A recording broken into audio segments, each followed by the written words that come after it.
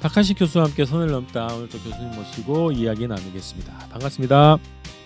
네, 반갑습니다. 네, 오늘은 지난 시간에 이어서요. 통일론, 한반도 통일론 뭐 이런 문제를 가지고 이야기 나눠볼게요. 남북 통일의 기본 모델로 뭐 진보 보수 할 것 없이 다 언급하는 게 독일식 통일 모델이거든요. 과연 독일식 모델이 우리 모델이 될 수 있냐? 우리식 통일론은 뭐가 돼야 되냐? 이런 얘기를 좀 나눠볼게요. 독일의 통일론에 대한 이해를 하기 위해서는 독일 분단 또 남북 분단의 그 본질적 차이에 대해서 좀 이야기를 해야 되겠는데요. 독일은 이제 패전국에서 이제 분단국으로 됐고 우리 남북은 식민지에서 이제 분단국으로 됐단 말이죠. 본질에서 좀 차이가 있다고 보는데요. 분단의 원인에 대한 말씀을 좀 부탁드리겠습니다. 그런데 그 차이가 있는 게 사실이고 여간 중요한 차이가 아닙니다.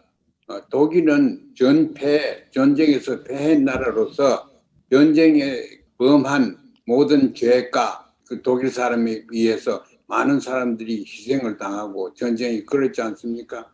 그러니까 패전국은 죄인입니다. 그 죄의 대가를 치러야 됩니다. 그런데 우리는 죄인이 아니고 희생자입니다. 식민국가의 희생자인데 또 우리가 이런 어마어마한 희생을 해야 분단돼 가지고 하는 이런 걸 해야 된다. 그거는 분단의 그 역사를 볼 때 이 두 나라를 비교를 하면은 이건 문명 국가들이 식민 국가를 이렇게 깔아먹고 또 더구나 미국 같은 데는 자기 식민 국가로 만들고 이렇게 한 거, 또 일본 제국주의에 대해서 아주 과학적인 객관성이 있는 그 실체를 조사 발표도 안 하고 이렇게 한 거는 잘못된 겁니다. 그건 학자들이 잘못한 게 아니고 정치가들이 통치가들이 그렇게 국제사회에서 외교를 못하면 안 됩니다. 그래서 그 둘 차이가 그렇게 크다는 건 우리가 알아야 된다고 생각합니다. 자, 독일 통일 얘기를 좀 하면요. 국제 정치적 배경, 국내 이제 상황도 있었겠습니다만 주요하게는 국제 정치적 배경이 있었을 거고요. 그 당시에 가장 큰 뭐 사변은 소련의 노선 전환, 개혁 개방이라고 하죠. 그 전환과 붕괴라고 하는 커다란 정치적인 사건이 작용했다고 보거든요. 자, 그런 배경하고요. 그리고 독일 통일의 본질이 그러면 흡수 통일이냐, 합의 통일이냐, 요 통일의 성격에 대해서도 말씀 좀 부탁드리겠습니다. 그 좋은 질문입니다. 단적으로 얘기해서 독일 통일은 흡수 통일이 아닙니다. 동독이 자기 체제 내의 권력의 정통성을 유지를 못해서 동독이 붕괴된 것입니다. 그래서 통합이 된 것이고 붕괴된 나라에서 지도자들이 합의를 했죠. 이렇게 우리가 같이 사는 방법으로 하자. 연합을 만들었죠. 연합을 이렇게 만드는데 거기에 이제 동독이 같이 하도록 이렇게 했지. 서독이 경제가 높으니까 또 정치적으로 우세하니까 흡수했다. 흡수했는 자료가 어디 있습니까? 어떤 걸 어찌 흡수되는 겁니까? 돈을 주고 동독 사람들을 돈을 주고 샀습니까? 그래서 이건 흡수된 것이 아니고 동독의 체제 정통성 결여로 인해서 동독이 붕괴되고 나서 붕괴된 시점에 이걸 통합시키는 것입니다. 그렇게 보면은 우리가 독일 모델 그런데 그 전부 다 타당치 않은 얘기입니다. 독일 모델은 진짜 동독이 붕괴한 모델입니다. 그런데 북한, 조선은 제가 볼 때는 절대 붕괴하지 않습니다. 붕괴할 요인이 없습니다. 경제가 나빠가 붕괴하는 나라는 이 세상에 역사에 없습니다. 정통성이 없어야 붕괴되는데 정통성 국민들이 지지가 없으면 정통성이 깨어집니다. 북만큼 국민들의 자기들이 얘기한 인민들이 지지가 강한 나라가 없습니다. 독일 모델은 진정한 의미에서 흡수 통일이 아니고 과학적으로 정확하게 보자면은 동독 붕괴 모델입니다. 그걸 우리가 우리 형편에 가져온다고 하면은 북조선이 붕괴될 것을 우리가 전제를 하고 하는 건데 절대 붕괴되지 않습니다. 그만큼 우리가 북에 대해서 지식이 없어가 됩니까? 그 두 체제가 훨씬 다르다는 거, 그걸 제가 말씀드리고, 그 다음에 서독과 동독의 비교와 지금 남북의 비교를 하면은 지금 북은 굉장히 짐이 무겁습니다. 우리가 예를 들어서 흡수한다 그래도 인구가 절반은 되지 않습니까? 그런데 동독, 서독은 인구가 한 6분의 1밖에 안 됐어요. 그런데 경제적으로는 동독이 서독보다 그렇게 많이 떨어지지 않았습니다. 동독이 철저한 사회주의 국가로 그렇게 자기적인 사회주의가 만들어진 나라가 아닙니다. 그래서 서독에서 영향력을 미쳐가지고 동독의 사람들을 전부 다 우리 정치 체제에 넣자. 그래도 거기는 민족성도 강하고 통일을 독일 사람들은 원합니다. 여기처럼 남남 갈등이 거기는 동서 갈등이 없었습니다.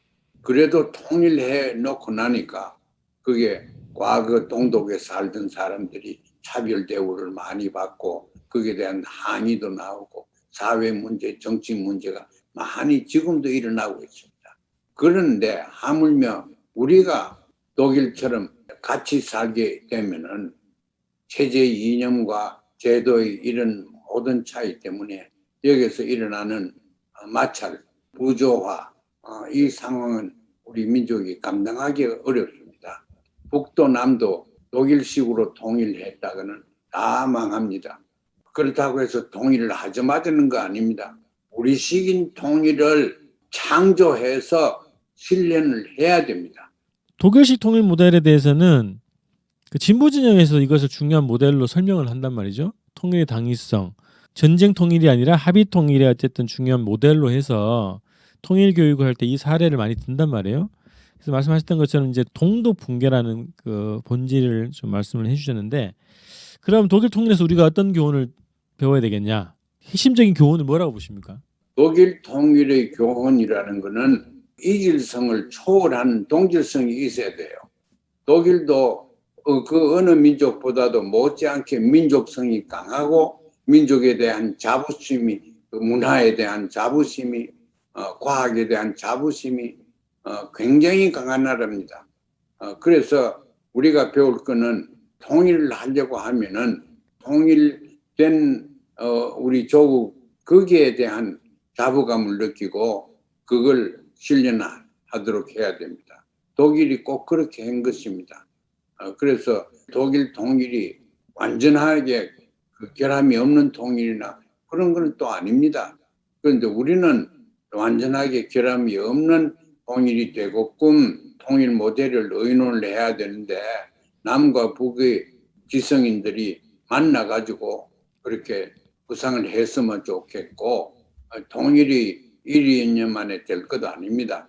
그러니까 그 구상을 할 수 있는 기관을 우리가 생각해 보면은 제가 항상 얘기하는 통일평화대학을 우리 중간에 두고 그 대학을 기점으로 해서 통일의 설계도를 만들어야 되겠다. 저는 그렇게 생각을 합니다. 그걸 위해서는 북과 남이 같이 앉아서 설계도를 만들어야 됩니다. 남쪽만 해서는 북쪽이 안 따라오고 북쪽만 해서는 남쪽이 안 따라가는 그거 인간 심리 아닙니까? 장 다 해놓고 여기 와가 앉으라 그러면 누가 가겠습니다. 그 자리를 만드는 그 처음부터 북과 남이 또 해동북까지 합해서 같이 해야 된다고 생각합니다. 독일식 모델 말고 우리식 통일 모델 정립해야 된다는 이제 말씀을 하셨고요. 약간 이제 그 토론이 좀 필요한 주제 같은데요. 6.15 선언의 그 방식, 우리식 통일 모델이 들어있다고 좀 봤거든요. 그래서 남측의 연합제, 북측의 연방제의 공통점을 살리는 방향의 통일 방안을 만들어내는 것이 우리식이다. 근데 그 만들어내는 통일이 어떤 통일인지는 또 토론이 필요하다는 거고요. 그리고 2019년도에 북의 김정은 위원장이 신년사에서 아마 통일 방안 논의하자라는 제안을 했던 걸로 기억이 납니다. 그래서 이 방향에서 통일 논의를 해야 되는데 그럼 어떤 통일 방안으로 할 것인지는 남북이 토론을 해야 된다. 요 단계까지는 가야 될 것 같거든요. 그리고 연합제하고 연방제 공통점을 이제 그 선언에 명시되어 있는데 저희가 그때는 어떻게 해석했냐면 체제를 인정하는 것, 그러니까 연합제든 연방제든 간에 서로의 존재를 인정하는 것이 공통점이다. 그래서 국가의 형태로서 통일정부의 형태로서는 공통점이 없어도 출발점 있지 않습니까? 서로의 체제를 인정하는 그곳에 공통점이 있다. 그러면 그것이 합의가 되면 남측에서 보안법을 없애야 된다는 거고요. 그러면 실질적으로 남측 낮은 단계 연방제부터 출발을 해야 되지 않겠냐 이런 고민인데 어쨌든 그것도 통일 방안을 연구해야 되는 남북이 토론해야 되는 영역으로 남겨져 있으니까 그거는 그 전제 위에서 그냥 논의를 하면 되지 않을까 싶거든요. 우리는 우리식 통일 이데올로지를 만들어야 됩니다. 우리식이라는 것은 우리 민족의 정서가 담겨 있는 그런 통일 이념, 정치 이념을 만들어야 됩니다. 그걸 어떻게 만들겠느냐? 남과 북의 학자들 내지는 지성인들이 더 좋지요. 모여가지고 같이 만들어야 됩니다. 대외동포도 같이 만들어야 됩니다. 그래서 같이 하지야. 작은 것부터 같이 해야 되는데 지금 당장 같이 할 것들이 정책적으로 얼마든지 있습니다. 독도 문제도 우리가 같이 할 수 있는 거고 학교도 같이 한번 만들어 볼 수 있는 거고 거기다가 역사를 왜곡하는 일본의 근성을 우리가 가만둘 수는 없다. 이 일본에 대해서 대응하는데 남과 북이 손을 잡고 왜냐하면 거기는 공동 의미가 있고 공동 이익이 되는 일들이 얼마든지 있습니다. 그래서 대통령이 앞으로 새로 나오고 하지만은 제일 중요한 것이 북과 대화에서 끝나는 게 아니고 일을 같이 해야 돼요. 무슨 일을 하든지 일을 같이 해야 된다고 됩니다. 남쪽에서 북을 돕는다 그렇지 말고 우리는 서로 돕는다 이렇게 돼야 합니다. 북에서 배울 게 없습니까? 남에서 배울 게 없습니까? 서로 배워야 됩니다. 그렇게 하는 때가 이제 역사적으로 도래했습니다. 그래서 우리는 돈이 좀 있으니까 우리를 따라와라. 우리는 무기가 강하니까 우리를 따라와라. 그래 할 때는 이미 냉전으로서 끝났습니다. 앞으로 그렇게 안 되고 우리 민족이 하나의 민족적인 주체성을 가지고 창의적인 정치 이념, 체제 이념을 만들어 가지고 분배의 정의를 남이나 북에서도 같은 분배의 정의라는 개념으로서 분배의 정의가 사회주의로 분배의 정의를 이룩할 수도 있고 자본주의로도 이룩할 수 있습니다. 그러니까 그것을 또 두 체제가 만나 가지고 분배의 정의에 대한 토론도 하고 정책도 구상을 하고 설계를 하고 이렇게 돼야 된다고 생각합니다. 좀 혁신적이고 혁명적인 지금 세계가 굉장히 복잡한 상황이고 예측을 불허하는데 우리가 그게 그냥 말려가지고 왔다 갔다 하지 말고 우리가 가야 할 길을 우리가 개척을 해서 참 이 세상한테 보라 하는 식으로 우리는 이런 이유로 이렇게 앞으로 나갈 거다 하는 것을 이 세상에 보여야 된다고 생각합니다. 거기서 우리는 민족적인 긍지를 찾고 민족적인 소명을 인류 역사에 대해서 소명의식을 굳건하게 가져야 된다고 저는 믿습니다. 말씀하셨던 그 주제는 저희가 또 특별한 주제를 잡아가지고 토론을 하기로 했습니다. 남북이 세계 문명을 주도하자 뭐 이런 기조로 그런 방송을 한번 준비를 해보겠고요. 그 우리식 통일 모델을 남북이 합의를 해야 되고 연구를 하고 창조를 해야 되는 거니까 만약에 새 정부가 들어서면 북측에서도 이제 통일 방안을 논의하자고 이제 제안한 바가 있으니까 통일 방안을 수립하기 위한 어떤 남북 공동의 기구, 남북 회의가 같이 꾸리는 그런 기구도 좀 상상을 해볼 수 있겠습니다. 우리 범민족적인 추진위원회를 만들어서 구체적으로 어떻게 설계 만드는데 개념들이 들어가야 되나, 분배의 정의가 들어가야 되고 조화라는 게 들어가야 되고 평등과 자유가 서로 배치 안 되게 우리가 묘미를 살려서 평등하는 사람은 평등을 하게 만족을 하고 자유는 또 자유를 추구하게 하고 하는 그런 지금까지 이념에서 없었던 것을 우리가 창조해야 된다고 생각합니다. 그 창조를 하기 위해서 범민족적인 공동체를 두 정부에서 만들었으면 너무 좋겠습니다. 마지막인데요. 작년 6.25 70주년 기념사가 생각이 났습니다. 문재인 정부의 통일관도 역시 독일식이다. 독일식에서 벗어나지 못하고 있다 이게 평가되는데요. 차기 정부, 새로운 정부의 통일관, 통일 정책에 대해서 마지막으로 좀 조언을 좀 부탁하는 걸로 마무리하겠습니다. 통일이라는 것은 지금 남과 북이 있는 그대로 서로 존중하고 각자 자기 체제에서 하는 방법대로 하도록 두어야 돼. 개성공단 보십시오. 여기에 기업가들이 가서 북의 노동자들을 고용해서 그 사람들을 돈을 줍니까? 그렇지 않습니다. 그 국가에 돈을 주면 국가에서 자기의 분배 원칙에 의해서 분배를 하게 되어 있습니다. 그게 가능합니다. 그러니까 북의 분배 정의와 남의 분배 정의가 다르지요. 그러면 각각 자기들이 좋아하는 분배 정의를 이행하라 이거예요. 우리 그게 이제 다양성을 인정하는 거지요.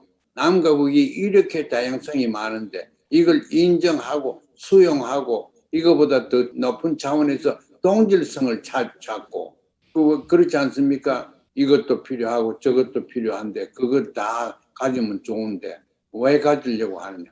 행복하기 위해서 가지려고 하지 않습니까?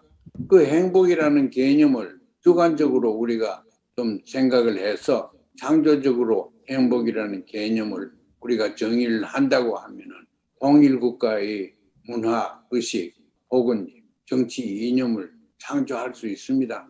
이념 창조가 지금 제일 중요한 숙제입니다. 통일을 위해서, 민족의 평화를 위해서 이념을 사회주의도 아니고 자본주의도 아닌 둘 다 말하자면 이거 반 저거 반이 아니고 이거 전부 저거 전부를 다 해서 창조하는 그러니까 말할 수 없는 깊은 대화와 합의점이 없을 때는 토론이 쟁점으로 많이 나오고 하겠죠. 그런데 이런 시련을 겪지 않으면 창조적인 이념이 개생될 수가 없습니다.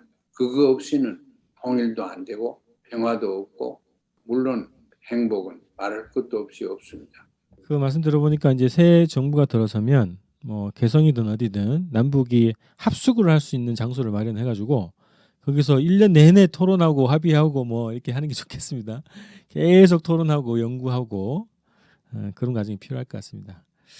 새 정부에서 그런 남북관계의 좀 획기적인 근본적인 문제, 통일을 달성하는 그런 새로운 정부의 시대, 통일 시대가 열렸으면 좋겠고요. 독일식 통일론 이거는 이제 우리 정부 차원에서 학계에서 독일식 통일론은 버리고 우리식 통일론을 정립하는 것에 집중해서 실질적인 통일을 이루자 이런 말씀으로 오늘 방송 좀 마무리하겠습니다. 고맙습니다. 고맙습니다.